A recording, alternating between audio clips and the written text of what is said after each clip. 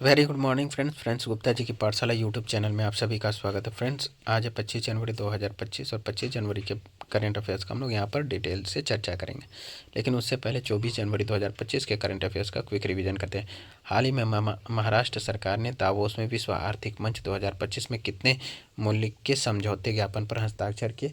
तो उत्तर हो जाएगा 6.25 लाख करोड़। नेक्स्ट देखेंगे, हाल ही में रक्षा मंत्रालय ने ब्रिज लेइंग टैंक के लिए किसके साथ समझौता किया? उत्तर हो जाएगा हेवी व्हीकल फैक्ट्री। नेक्स्ट हो जाएगा, जनजातीय मामलों के मंत्रालय ने प्रधानमंत्री जन मन पर जिला अधिकारियों यानी डीएम का राष्ट्रीय सम्मेलन कहाँ आयोजित किया गया? उत्तर हो जाएगा भारत मंडपम नई दिल्ली में। नेक्स्ट चलेंगे, हाल ही में किसे बीएसएफ का नया एडीजी नियुक्त किया गया? उत्तर हो जाएगा महेश कुमार अग्रवाल। नेक्स्ट हम लोग देखेंगे, हाल ही में किसके द्वारा कुशल व्यावसायिक दस्तावेज प्रबंधन के लिए एंटिटी लॉकर लॉन्च किया गया? तो उत्तर हो जाएगा केंद्र सरकार। नेक्स्ट हम लोग देखेंगे, रबी फसलों की बुआई का कुल क्षेत्रफल इस वर्ष कितने हेक्टेयर के पार पहुंच गया है? तो उत्तर हो जाएगा 640 लाख हेक्टेयर हो जाएगा। ठीक है। नेक्स्ट हम लोग देखेंगे, खनन मंत्रालय किस राज्य सरकार के सहयोग से तीसरे राष्ट्रीय सम्मेलन की मेजबानी करा? उत्तर हो जाएगा उड़ीसा। नेक्स्ट हम लोग देखेंगे, हाल ही में किस शहर के वर्जिन नारियल तेल को भौगोलिक संकेतक यानी जीआई टैग से सम्मानित किया गया? उत्तर हो जाएगा निकोबार। नेक्स्ट हम लोग देखेंगे, हाल ही में भारत के शीर्ष शतरंज खिलाड़ी कौन बने हैं? तो उत्तर हो जाएगा डी गुकेश। इनका वैश्विक स्तर पर 4th पोजीशन है। ठीक है। अब चलेंगे हम लोग, हाल ही में कौन से एविएशन कंपनी ने भारत की पहली एयर टैक्सी का प्रोटोटाइप लॉन्च किया? तो उत्तर हो जाएगा सरला एविएशन। अब हम लोग 25 जनवरी के करंट अफेयर्स का डिटेल से चर्चा करेंगे। चलिए, पहला क्वेश्चन है, संजय युद्ध क्षेत्र निगरानी प्रणाली यानी बीएसएस का मुख्य उद्देश्य क्या है? तो इसका उत्तर हो जाएगा ए, युद्ध क्षेत्र की पारदर्शिता बढ़ाना और निर्णय लेने वाली प्रणालियों की जानकारी प्रदान करना। चलिए, इसका हम लोग डिटेल देखते हैं। रक्षा मंत्री राजनाथ सिंह ने नई दिल्ली में संजय युद्ध क्षेत्र निगरानी प्रणाली यानी बीएसएस को हरी झंडी दिखाई। संजय एक स्वचालित प्रणाली है जो सभी जमीनी और हवाई युद्ध क्षेत्र सेंसर से जानकारी को एकत्रित करती है। यह युद्ध क्षेत्र पारदर्शिता को बढ़ाएगा और एक केंद्रीकृत वेब एप्लीकेशन के माध्यम से भविष्य के युद्ध क्षेत्र को बदल देगा, जो कि कमांड और सेना मुख्यालय और भारतीय सेना के निर्णय लेने वाली प्रणालियों को की जानकारी देगा। ठीक है। चलिए, अब नेक्स्ट क्वेश्चन हम लोग देखेंगे, खेलो इंडिया शीतकालीन खेल 2025 कहाँ आयोजित किए जा रहे हैं? तो उत्तर हो जाएंगे लद्दाख में। ठीक है। चलिए देखते हैं इसका डिटेल। खेलो इंडिया विंटर गेम 2025 की शुरुआत 23 जनवरी 2025 को लेह लद्दाख में हुई, जो इस राष्ट्रीय खेल आयोजन का 5वां संस्करण है। खेलों का उद्घाटन समारोह प्रतिष्ठित एनडीएस स्टेडियम में हुआ। लद्दाख में पहला चरण 23 जनवरी से 27 जनवरी 2025 तक चलना है। ठीक है। उसके बाद जो है दूसरा चरण 22 फरवरी से 25 फरवरी 2025 तक जम्मू और कश्मीर में आयोजित किया जाएगा। अब हम लोग यहाँ पर देखेंगे, बात हुई है खेलों के आयोजन से रिलेटेड, तो कुछ खेलों के आयोजन को हम लोग जो करंट अफेयर्स में चर्चा में रहे उसका क्विक रिवीजन करेंगे। पहला क्वेश्चन है, चलिए, 2025 तक होने वाले 38वें राष्ट्रीय खेलों के लिए उत्तराखंड मेजबानी करेगा।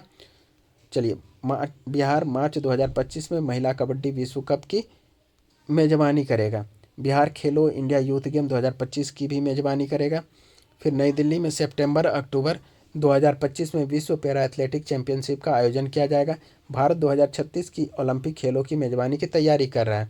अभी हाल ही में खो खो की पहली वर्ल्ड कप जो है भारत में खेला गया नई दिल्ली में, जिसमें पुरुष और महिला दोनों ने यह विश्व कप जीत लिया था। चलिए, अगला क्वेश्चन हम लोग देखेंगे, हाल ही में किसे फ्रेम्स का ब्रांड एम्बेसडर नियुक्त किया गया है? तो उत्तर हो जाएगा आयुष्मान खुराना को हाल ही में फिक्की फ्रेम्स का ब्रांड एम्बेसडर नियुक्त किया गया है। ठीक है। चलिए, इसका डिटेल देखते हैं। बॉलीवुड अभिनेता आयुष्मान खुराना को फिक्की फ्रेम्स की 25वीं वर्षगांठ के अवसर पर इसका ब्रांड एम्बेसडर नियुक्त किया गया है। ध्यान रखिएगा, अब फिक्की फ्रेम्स जो होता है एक सम्मेलन है उद्योग जगत के नेताओं, रचनात्मक पेशेवरों और नीति निर्माताओं के लिए एक समागम के रूप में भी काम करता है, जिसमें इस सम्मेलन में मुख्य काम क्या होता है? भाषण देना, मास्टर क्लास और सांस्कृतिक कार्यक्रम जैसे कार्यक्रमों का आयोजन किया जाता है। अब बात हुई है आयुष्मान खुराना की, तो आयुष्मान खुराना जो है अभी यूनिसेफ का ब्रांड एम्बेसडर भी हैं। अब बात हो रही है यहाँ पर ब्रांड एम्बेसडरों की, तो हाल फिलहाल के करंट अफेयर्स में चर्चित ब्रांड एम्बेसडरों का हम लोग यहाँ पर क्विक रिवीजन करेंगे। देखिए, आलिया भट्ट जो है इतालवी फैशन ब्रांड गुक्की की भारतीय वैश्विक ब्रांड एम्बेसडर है। ठीक है। युवराज सिंह आईसीसी पुरुष T20 विश्व कप 2024 के ब्रांड एम्बेसडर रहे। बम बम लुई वुइटन के ब्रांड एम्बेसडर हैं।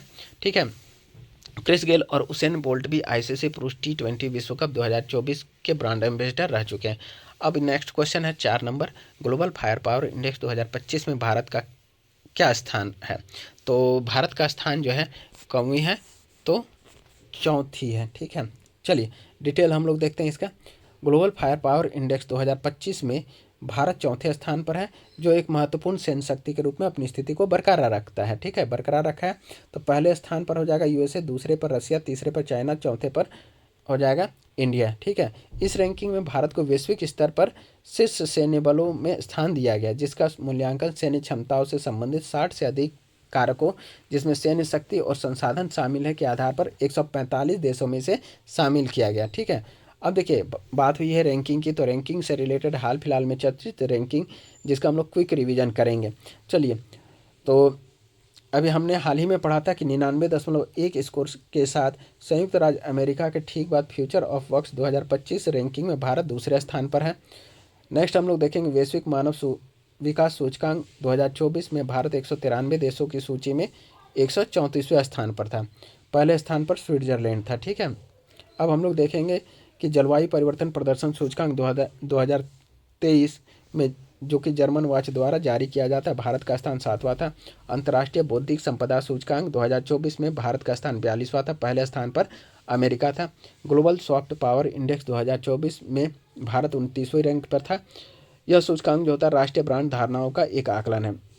नेक्स्ट क्वेश्चन हम लोग देखेंगे, हाल ही में भारत ने 2025-26 तक पेट्रोल में एथेनॉल का कितने प्रतिशत ब्लेंडिंग लक्ष्य रखा है? इसके बारे में हमने कल डिटेल से डेली न्यूज़ एनालिसिस में भी बताया है। ठीक है, तो इसका उत्तर हो जाएगा 20%। कितना हो जाएगा?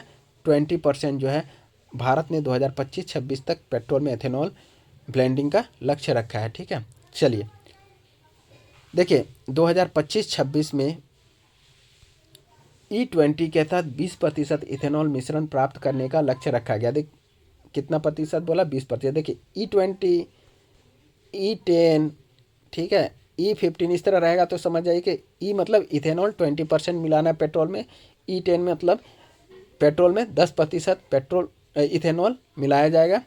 ठीक है, चलिए तो अब बोल रहा है इसके लिए प्रमुख उपाय 2025 तक 20% इथेनॉल मिश्रण का लक्ष्य प्राप्त करने के लिए लगभग 1016 करोड़ लीटर इथेनॉल की आवश्यकता होगी। ठीक है, अब नेक्स्ट क्वेश्चन देखते हैं, ई कॉमर्स क्षेत्र में उपभोक्ता संरक्षण को बढ़ावा देने के लिए भारत सरकार द्वारा शुरू की गई पहलों में से कौन सी है? ठीक है, हाल ही में कौन सी पहल की गई है सरकार के द्वारा? ठीक है, तो कौन सी पहल की गई है?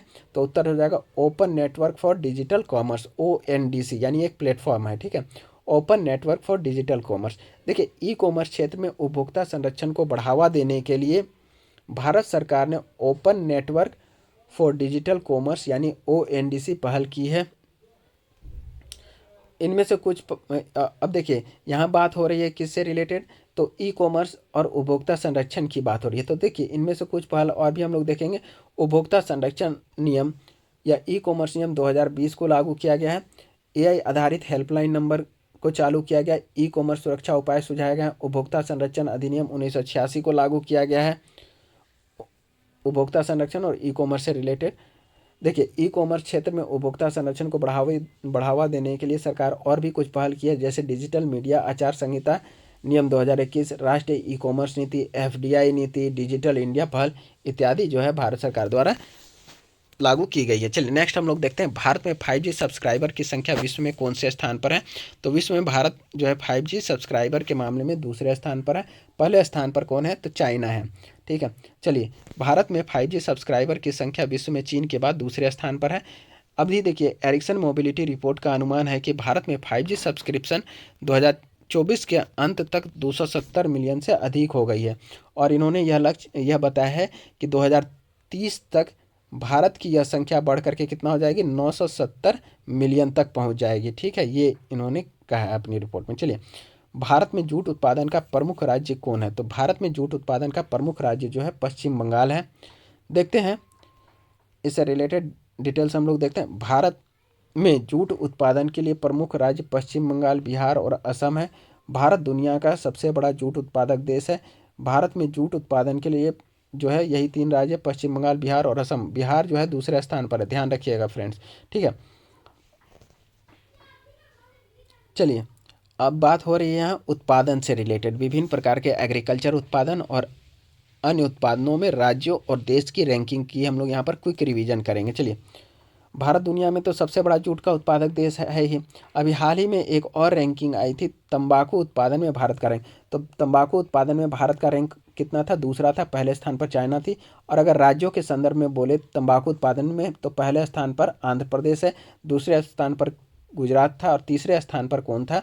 तो कर्नाटक है। चलिए, तंबाकू उत्पादन में भारत का स्थान चीन के बाद दूसरा है, ठीक है। भारत तंबाकू का दूसरा सबसे बड़ा निर्यातक है।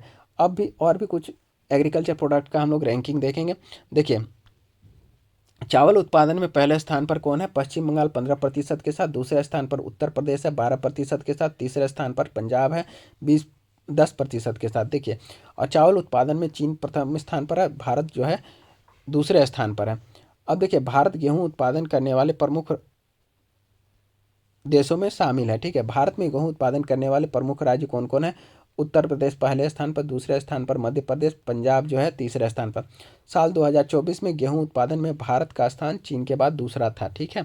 चलिए, भारत में गन्ने के प्रमुख उत्पादक राज्य कौन कौन से हैं? तो उत्तर प्रदेश है, महाराष्ट्र है और कर्नाटक है।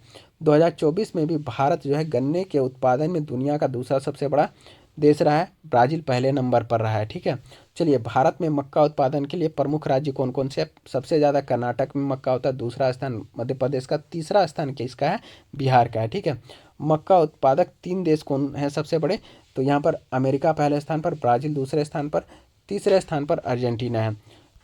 अब भारत का मक्का उत्पादन में कौवां स्थान था? 7वें स्थान पर है, ठीक है। चलिए, दलहन उत्पादन के मामले में हम लोग देखेंगे, दलहन उत्पादन में पहले 5 राज्य कौन कौन से हैं? मध्य प्रदेश, उत्तर प्रदेश दूसरे स्थान पर, महाराष्ट्र तीसरे स्थान पर, राजस्थान, फिर आंध्र प्रदेश का स्थान आता है। भारत चूंकि दुनिया में सबसे अधिक दाल का उत्पादन करता है, ठीक है। अब भारत जो है, इसके अलावे भी भारत दुनिया का दूसरा सबसे बड़ा एल्युमिनियम उत्पादक है, तीसरा सबसे बड़ा चूना उत्पादक, पत्थर उत्पादक देश है। और यहाँ भारत में जो है चौथा सबसे बड़ा लौह अयस्क उत्पादक देश भी है, ठीक है। ये सभी खनिज से कुछ रिलेटेड थे, तो मैंने शामिल कर दिया। चलिए, नेक्स्ट है कि हाल ही में रहे मन्नान समुदाय। हाल ही में चर्चा हो रहा है मन्नान समुदाय का, तो इसी के बारे में हम लोग डिस्कशन करेंगे। हाल ही में चर्चा में रहे मन्नान समुदाय मुख्य रूप से किस राज्य में निवास करता है? तो उत्तर हो जाएगा केरल। कहाँ पर मन्नान समुदाय निवास करते हैं? तो केरल में। चलिए, मन्नान समुदाय जिसका प्रतिनिधित्व उनके राजा रमन राज मन्नान करते हैं, दिल्ली में गणतंत्र दिवस परेड में भाग लेंगे। इंपॉर्टेंट है, ठीक है। चलिए, यह जनजाति मुख्य रूप से कोझीमाला के इडुक्की वन्यजीव अभयारण्य के बफर जोन में निवास करती है। इस जनजाति का केंद्र जो है जहां 48 बस्तियां है, तो ये देखिए, यही जो इडुक्की वन्यजीव अभयारण्य है वही इनका आवास का केंद्र है। यहीं पर जो है इसी के आसपास जो है 48 बस्तियां हैं, जिन पर एक राजा का शासन है। राजा समुदाय के पारंपरिक कार्यों और उत्सवों का एक अभिन्न अंग भी है, ठीक है। दक्षिण भारत की कुछ प्रमुख जनजातियों के बारे में हम लोग यहाँ क्विक रिवीजन करेंगे। अब देखिए, कनिक्का जो है केरल की एक महत्वपूर्ण आदिवासी समुदाय है। केरल में और भी कई आदिवासी समुदाय, चोल नाइकन है, कुरुम्बा है, कट्टू नाइकन है, कदार है, कोरागा है, पनियास है, आदियास है, कुरिचियान है, कुरुमास है, ओरिलिस है, अर्नादान है, जो लोग कोझिकोड ज़िले में रहते हैं। पनिया लोग वायनाड में रहते हैं। अभी इनका हाल ही में जो भूस्खलन हुआ था उसमें काफ़ी चर्चे में रहे थे पनिया लोग, जो पनिया आदिवासी समुदाय के लोग थे, ठीक है। अब देखिए, टोडा जनजाति, कोटा जनजाति, बोटा जनजाति, ये सभी लोग जो है तमिलनाडु के एकांत नीलगिरी पठार क्षेत्र में रहते हैं। चेंचू जो होता है आंध्र प्रदेश के रहने वाली जनजाति है। अब बात हो रही है जनजातियों की, तो जनजातियों की सर्वाधिक संख्या जो है कहाँ पर है? तो मध्य प्रदेश में रहता है, ठीक है। चलिए, अब बात हुई है यहाँ पर केरल की, तो केरल के मुख्यमंत्री कौन है? पिनरई विजयन है। राज्यपाल राजेंद्र विश्वनाथन अरलेकर है। राजधानी यहाँ का तिरुवनंतपुरम है। चलिए, आज का 10वां क्वेश्चन और आखिरी क्वेश्चन। नई दिल्ली में 27 जनवरी से 2 फरवरी 2025 तक लोक संवर्धन पर्व का आयोजन किस मंत्रालय द्वारा किया जा रहा है? तो लोक संवर्धन पर्व का आयोजन किस मंत्रालय के द्वारा किया जाएगा? तो अल्पसंख्यक कार्य मंत्रालय के द्वारा इसका आयोजन किया जाएगा। ठीक है, चलिए। नई दिल्ली में 27 जनवरी से लेकर के 2 फरवरी 2025 तक लोक संवर्धन पर्व का आयोजन अल्पसंख्यक कार्य मंत्रालय द्वारा किया जाएगा। अब देखिए, यहाँ बात हो रही है विभिन्न पर्व और महोत्सव और सम्मेलनों के आयोजन की बात। कहाँ पर? तो नई दिल्ली में। तो नई दिल्ली में जितने भी सम्मेलन और महोत्सव हुए हैं उन सभी में से हम लोग कुछ का क्विक रिवीजन करते हैं जो हाल फिलहाल में काफ़ी चर्चित रहे। अभी हाल ही में जयंत चौधरी ने शुक्रवार को राष्ट्रीय राजधानी में सौर मोबाइल वैन प्रशिक्षण इकाई का शुभारंभ किया। पीएम मोदी ने नई दिल्ली में भारत मंडपम में आईएमडी के 150वें स्थापना दिवस के दौरान मिशन मौसम को लॉन्च किया था। केंद्रीय मंत्री पीयूष गोयल ने नई दिल्ली में भारत क्लाइमेट फोरम 2025 में भारत क्लीनटेक मैन्युफैक्चरिंग प्लेटफॉर्म का शुभारंभ किया था। प्रधानमंत्री नरेंद्र मोदी ने दिल्ली के भारत मंडपम में भारत मोबिलिटी ग्लोबल एक्सपो 2025 का उद्घाटन किया। अरे और भी क्वेश्चन है अभी, चलिए देख लेते हैं। भारत में राष्ट्रीय मतदाता दिवस प्रत्येक वर्ष किस तारीख को मनाया जाता है? बहुत इंपॉर्टेंट क्वेश्चन था। 25 जनवरी को भारत प्रत्येक वर्ष जो है राष्ट्रीय मतदाता दिवस मनाता है। चलिए, उत्तर हो जाएगा। इस बार का थीम क्या है राष्ट्रीय मतदाता दिवस का? वोटिंग जैसा कुछ नहीं, वोट जरूर डालेंगे हम। पिछले वर्ष की विषय वस्तु को ही यह आगे बढ़ा दिया गया है। चलिए, देश का यह कौवा है 15वां राष्ट्रीय मतदाता दिवस है जो 25 जनवरी 2025 को मनाया जा रहा है। इसकी शुरुआत भारत के निर्वाचन आयोग की स्थापना के संदर्भ में 2011 में की गई थी। यह भारत सरकार द्वारा अधिक युवा मतदाताओं को राजनीतिक प्रक्रिया में भाग लेने के लिए प्रोत्साहित करने के लिए स्थापित किया गया था। ध्यातव्य है कि 25 जनवरी 1950 को स्वतंत्र भारत के पहले गणतंत्र दिवस की पूर्व संध्या पर निर्वाचन आयोग अस्तित्व में आया था। चुनाव आयोग ने राष्ट्र की सेवा के 75 वर्ष पूर्ण होने का उत्सव भी मना रहा है। ठीक है, अब आगे लास्ट वन लाइनर एक क्वेश्चन है। भारतीय अंतर्देशीय जलमार्ग प्राधिकरण यानी IWAI,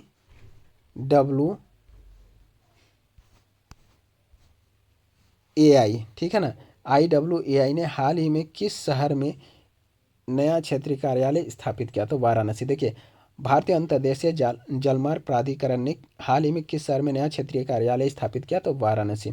दोस्तों, आज का सेशन यहीं समाप्त होता है। कल फिर से कोशिश करेंगे कि टाइम पर आएँ, क्योंकि आज काफ़ी डिस्टरबेंस था, इसलिए क्षमा कीजिएगा कि हम जो है थोड़ा लेट लेकर के वीडियो आ सकें। तो चलिए, कल फिर से मिलते हैं टाइम पर और नए फ्लेवर और नए फ्लेवर के साथ। चलिए, तब तक के लिए धन्यवाद। आप लोग मेरे चैनल को लाइक, सब्सक्राइब और शेयर अवश्य करें। धन्यवाद।